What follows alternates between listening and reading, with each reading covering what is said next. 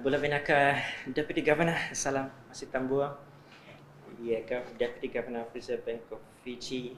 Welcome to this conversation with PICDPR. Of course, PICDPR is the Pacific Island Center for Development Policy Research. The forerunner to this, of course, you might know, is the South Pacific Center for Central Banking. The idea of both the programs has been to help develop capacity for research and policy making here in the Pacific region, and helping, of course, the research and policy making institutions do that. With the South Pacific Center for Central Banking, the focus was mostly on the central banks, as you can gather from the title, the name, and the South Pacific. But the governors have always been encouraging us to extend the program because they found it very useful. So it could be benefit to others in the region as well. And so earlier this year, we have rebranded the program. It's called PICDPR now. The overall objective, goal, mission, whatever you might call that, has been to help develop capacity, as I was saying. And so with the change in the name, we have adopted a 4-pillar program approach to this. And we are going to continue with the joint working papers we have always done. That has been a core of the program. Then we have training and development, again, to provide training for the joint working papers, really. Then we have project-based activities and global visibility of what we are doing in the region here, and also to showcase for the region and the central banks and others the capacity they are building in terms of research that is going to lead to policy making. It is in relation to this last pillar, global visibility, that we are here today to talk about how it has been, how the journey has been for the Reserve Bank of Fiji, which was the founding member of or partner of our program. And they have been with us for a few years now, of course. So the questions that I was going to ask you, Deputy Governor, were really to find out how things have been for the Reserve Bank of Fiji so far. But before I go into those questions, let me start with something else. I do understand that you are, of course, I'm from Griffith University. I've studied there, and I understand that you are also an alumnus of Griffith University. You may have been there a while ago. So let me start with that, and for you to tell us a little bit about your experience there and how why you decided to go to Griffith before I go to the other questions. Yes, thank you, Parmendra, and thank you for this opportunity. So everyone has their story around. The Reserve Bank is full of graduates, people that have achieved academic achievements. So my story and my association with Griffith goes something like this. So when I left school in 1988, I come from a family of 3. So my sister I was the middle child. So my sister started work, and at that time, it was easy if you had good marks to just rock up, get an opportunity to work in the bank. The commercial banks were always looking for fresh talent. So my family decided that my sister will work and support the other 2 siblings, and when it was my turn, I would go and achieve academic achievements to make my family proud. But when I saw my sister earning money, I thought to myself, I don't want to study, I want to go and work and earn money. So I decided not to go to USP because that was the idea baseline back then. I wanted to work. So I ended up working for 2 years.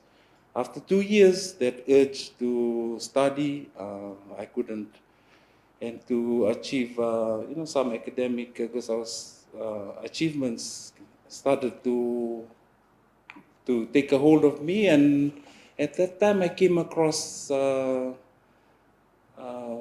advertisement. At that time, the Australian scholarship used to be called ADEB, and it was called ADEB EMSS, Equity and Merit. So they tried, when they gave out scholarships, to be balanced across gender, and that was way back in 1990, and balanced across ethnicity. So I said, okay, I gave a good chance here.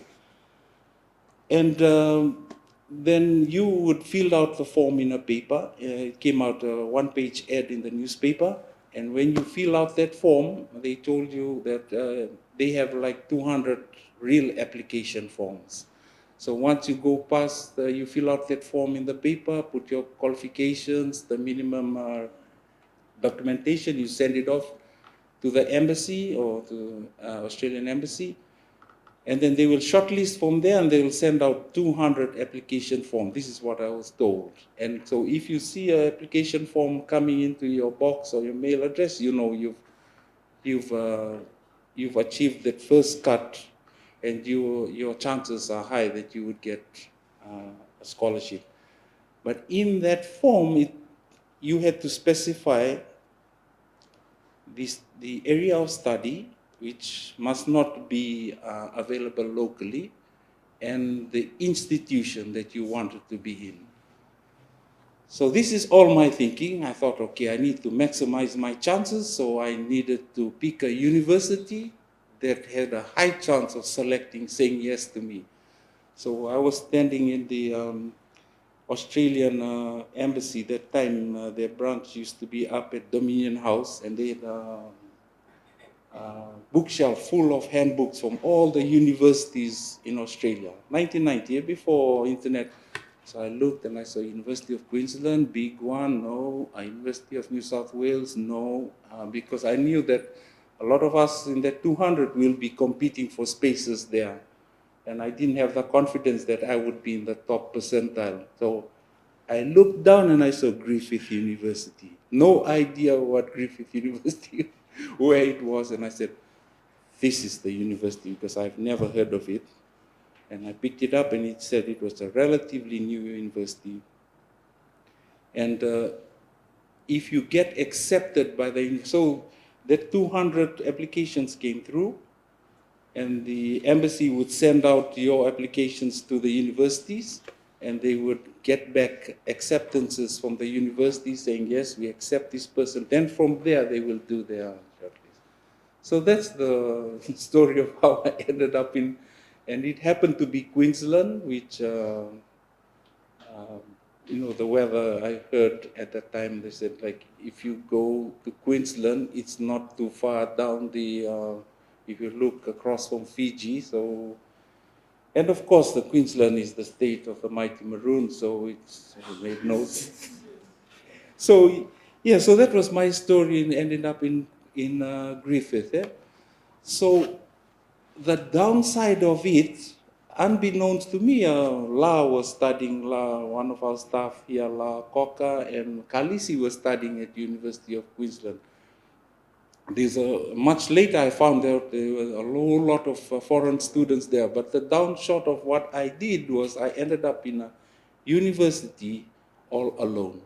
I didn't have any support structures around me, no Fijian students, and it was a pretty torrid time. I was so homesick. I think the first semester I flopped all my subjects because I was just depressed and wondering why on earth did I want to go abroad and study. So after the airplane ride and the ride to the airport, I was really, really regretting that decision. But with the support of my family, I was able to knuckle down, and in university, it's so important having support structures, like people you bounce ideas off and help each other, group work. So as I shared with you, I frequently, because I'm also a very introverted person, I can't make friends easily. So often when there's group work, I would find myself asking my lecturer if I can do that assignment alone, because I couldn't make friends. Once they say this is your group assignment, you see the whole class start looking at each other, and we group together.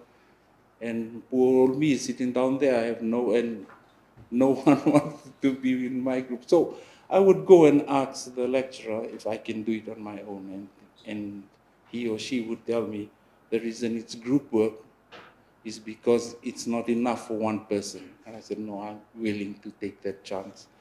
So that was the downshot of selecting Griffith, but I enjoyed my time there, and of course, as we will go on and talk about how Griffith came about, I was really proud that my alma mater had come around to be, one of that the Reserve Bank was associated. So somehow, all that blood, sweat, and tears on Nathan campus, on Tui Forest, and then I came to, be associated with Griffith again in this collaborative work is something that fills me with enormous pride.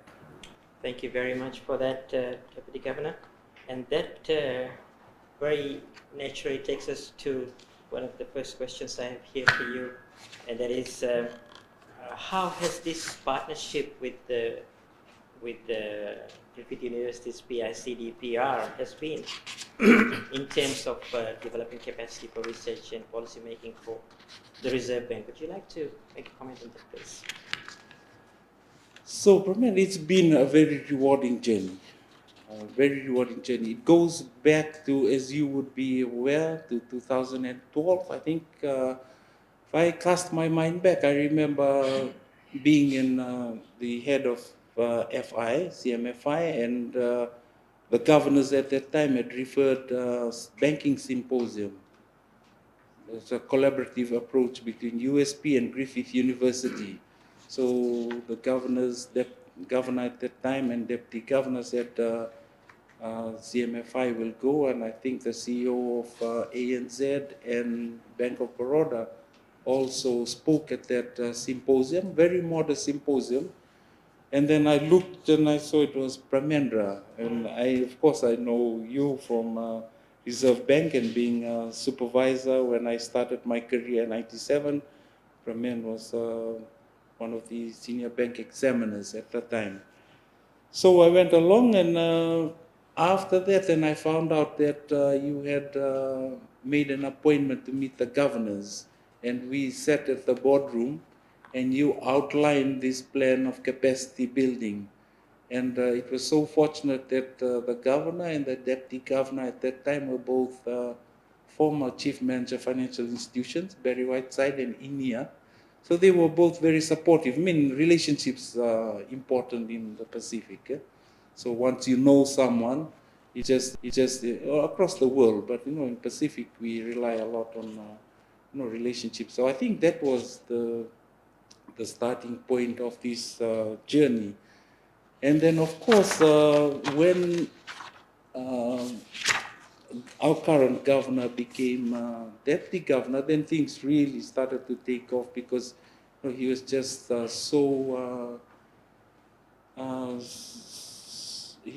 he's placed a lot of emphasis on the work, supporting research. Yeah? So, and we had commenced in 2004, I think, with an initial joint working paper that was co-authored by, you can enlighten us on which one was, yes, 2014. And in 2015, we had the support of the Australian government, the Fed, and we had a team that had gone there, and similar to something that we are currently doing. But we had the Australian Awards Fellowship Program, and then we had the governors who also met in Brisbane, and they all agreed on the direction of what Griffith was intending to do in terms of capacity building, and building up the rigor of academic rigor of research within the central banks. So that's the genesis of this collaborative partnership. As I mentioned, it's been a rewarding journey. We'd like to, I'd like to acknowledge your contribution in it, as I've done on so many occasions. I think relationships matter, and your association with the Reserve Bank and with the region is something that that has really been pivotal in this partnership. So strengthening the research capacity, I think in the terms of the results, we've produced 9 working papers, 4 of which went on to be published in reputable journals. And there's also a wide range of engagement activities which the researchers have indulged in. And at the macro level, this partnership has continued to strengthen. Now we've collaborated across the region. And at present, we have 10 working papers that our staff are co-authors with, and I'm sure that we'll be meeting them after this. And then we continue to benefit greatly from this collaboration. That's great to know. So the program has been useful and beneficial. So that's something that I will take away from this conversation for my colleagues. I understand that Reserve Bank and other policy-making and research institutions here in the region would have some sort of partnership with other capacity-building organizations and institutions. But RBF and others wanting to work with us seems to indicate that there were some things that they would not able to find or able to get with the other institutions.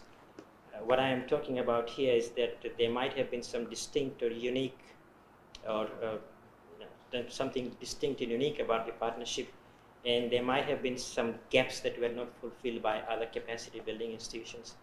Would you like to make a comment on that, Deputy Governor?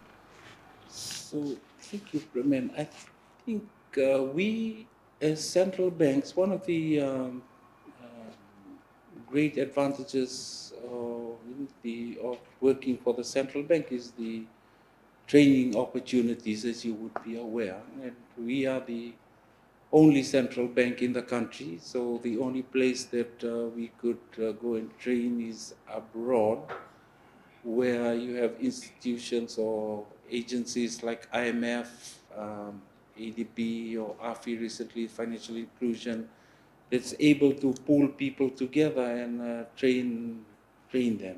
So I think from my experience of going to IMF, I've been to STI a few times on various trainings. There's sort of this assumption of this research element that it already resides. So you come in and they just teach you the practical part of it.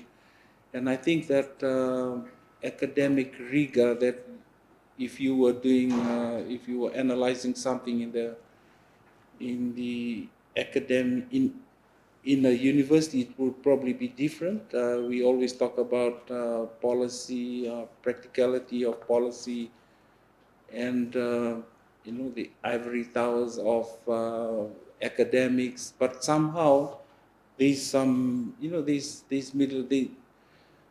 The rigor that academics look at things is different from how we look at it. So there's the gap is how we bridge that divide on, so we can achieve some sort of rigor in analyzing issues. I think that's important for transparency, for public to gain credibility in our policies. So we need to demonstrate that more and more. And two factors that I think weigh on the research capacity in a central bank. I think one is Suva. We always seem to lose staff, so we are constantly training. So building up capacity is a challenge. As you're aware, this program that we've had, we've already lost some of our leading researchers. We have some good ones coming through, and I always look at departures as an opportunity, because there's always an opportunity for the next person to step up, just like a rugby team. The star goes down, the opportunity is there for someone to step up. But at the same time, it just underlines the challenges we have in building that sustainability. And the other thing is, I think with policy, often there's a saying that goes like, there's more when it comes to policy making, or I use that example in policy making, that there's more lost to indecision than making the wrong decision. So a lot of us would be aware in central banks, you can't wait for perfect information. If you wait for perfect information, you're dead. Sometimes you have to make policy on the fly. So bringing in that, so I think this is one of the challenges we have when we want to build, the level of rigor that you normally would see in other papers. The data is not there. Making decisions. I think there was a paper once done by IMF or making policy decisions on imperfect information. You just try and read the tea leaves because these are cost in decision. If you're late, So I think these are the challenges we have, and the collaboration with learning institution, which has the reservoir of people who are academically inclined and who are so used to that academic rigor, and bringing them together with with the policy makers who are suffering from turnover, who need to make decisions on imperfect information. That's where this benefit, that's where the gap is, and that's how we can collaborate on and try and churn out some of these research articles, these research pieces that will help guide our future direction of future policy. Thank you for that. So it seems what you're saying is that what a central bank or research institution would have liked was some sort of a systematic, scientific approach to research. Yeah. And it seems that Griffith University, through the PICDPR, has been able to provide that avenue for the central bank. People are also saying that, I've heard them say that what we are doing here for the region is a truly regional model. A lot of other capacity building institutions and others may talk about a regional model, but I'm not sure about those ones. But this one here, would you like to make any comment on that one, that this is really a truly regional model? Well, it is from my perspective. I mean, we've see that meeting I alluded to. You had the governor of all the central banks in the Pacific or South Pacific region as we know it. So we had Vanuatu, PNG, Solomons, Timor-Leste. I think Governor Barao was there too, Fiji. So, from the very first MOU which we signed, Reserve Bank, and slowly it has expanded. And I feel it's also a testament to Fiji's leadership in the region, that people do look up to Fiji, and it's a testament to those that have preceded us, who have brought us along to this standing where most of the other central banks look up to Fiji, and that's something that we assist them with. So whenever there's requests to come and do study visits here, we're always open. And once Fiji was in, and PNG, and then it just snowballed. And I think you also, by expanding or rebranding this to, what do you call it? South. Yeah, so we are expanding it beyond central bank. So I think that's going to make it really truly regional, because we have Micronesia, which doesn't have central banks. But I understand that they are also interested in joining. I think Palau and Marshall Islands, and I think so. By expanding to Micronesia, then you'll probably be rivaling something like BEFDEC in terms of the reach, right across the length and breadth of the Blue Ocean, or the greatest South Pacific Ocean. Yes, so since the rebranding, Republic of Marshall Islands Office of Banking Commission has joined our program, as well as Palau's Ministry of Finance and Solomon Islands Ministry of Finance too. We're hoping to reach out to the Ministry of Finance here, Ministry of Economy rather, here in Fiji, and the central banks which are still not our partners. These are central banks of Samoa, Tonga, and others in the region.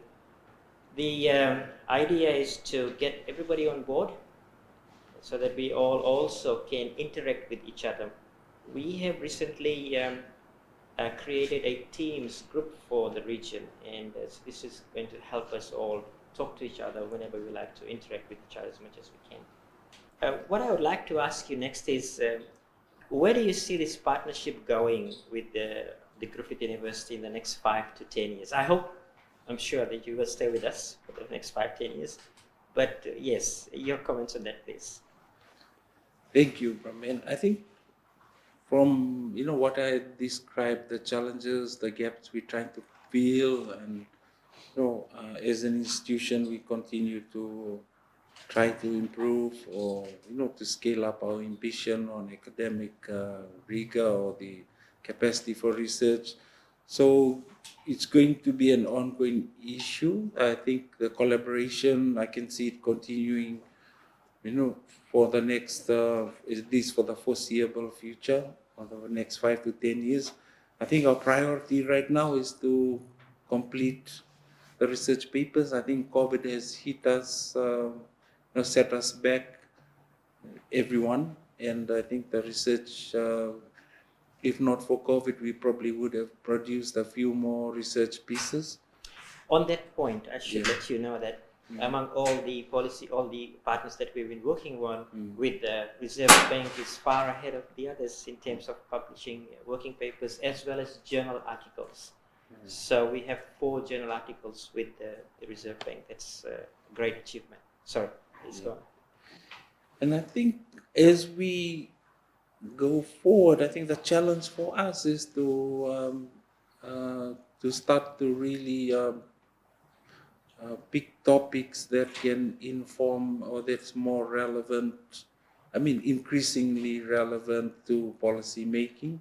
I think, even in the working papers that we produce, I think if you go onto the RBA website, I think that's where we should aspire to be. And you just click on their link of working papers and you see the titles, just catches your attention. I think I'm struggling to remember, but and they do research or working papers that you can easily see how it will translate into a decision paper for policy, and then going to the board, and in various pieces, and I think that's the challenge for us, or that's the aspiration for us, is to achieve that stage where we can have this collaboration, have a pipeline of talent coming through, the training capacity, that we can have very confident researchers and economists, and collaborating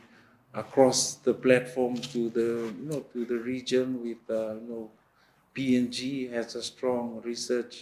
They do a lot of work with CSEN. The involvement with CSEN on research is which is something that we couldn't do because we are just so small compared to to be able to release resources for 3 months on research is just beyond us.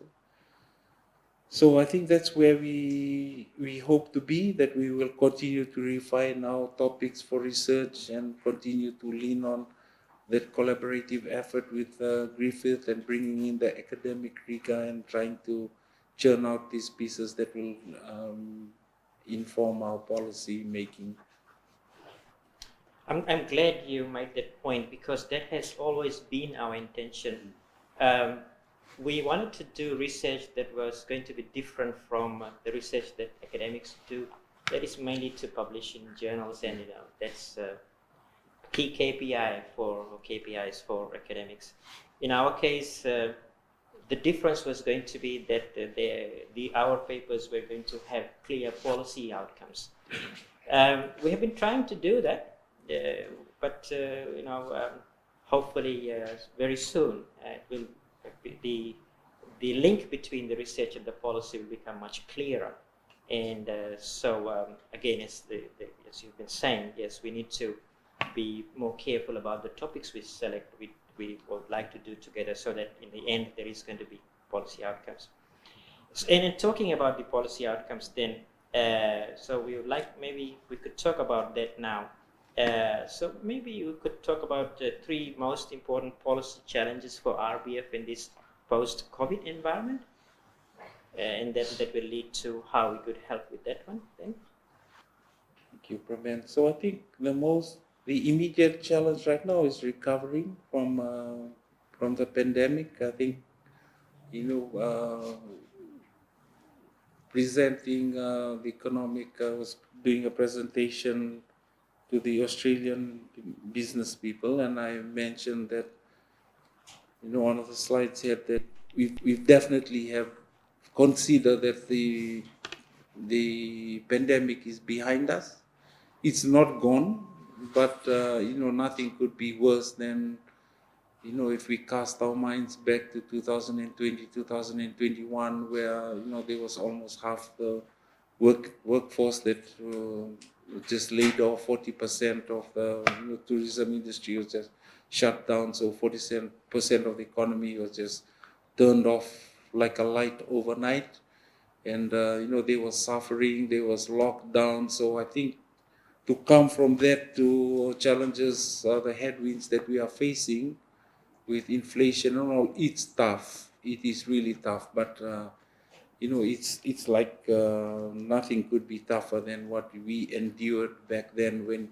Especially when you try to look forward, prospects looking forward, and you couldn't see anything. We couldn't see how, in the first few months of the pandemic, that tourism could come back the state it was now. We thought people will be so reluctant to travel because they would just, because of COVID. And we couldn't see how buffet stations would look like, So tourism as we know it, we thought was totally out the window because of the challenges that the pandemic threw at us. And then you had people leaving the resorts, going into other sectors. So the challenge right now, because we have contracted by more than 17%, is just coming back.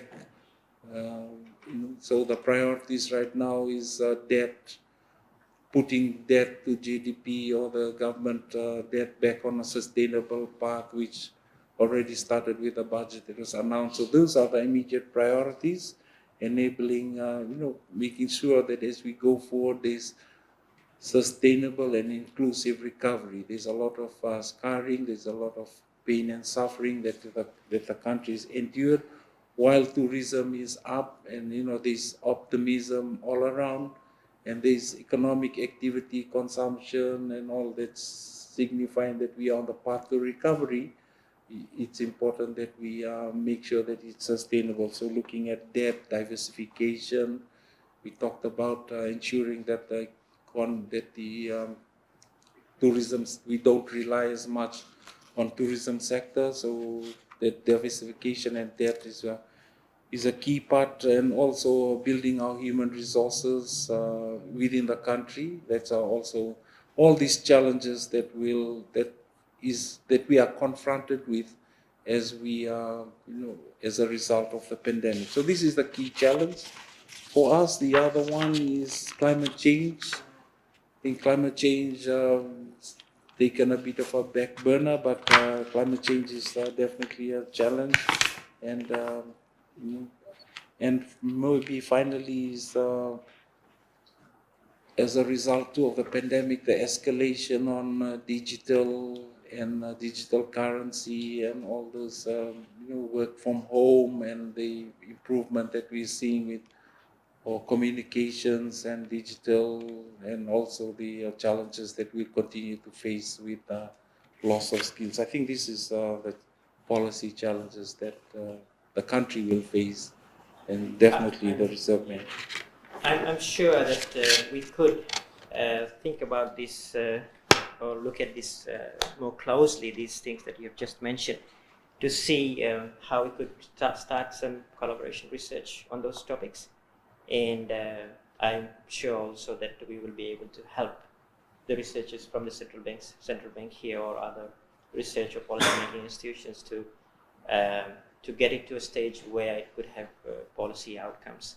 So, any last comments, words on that?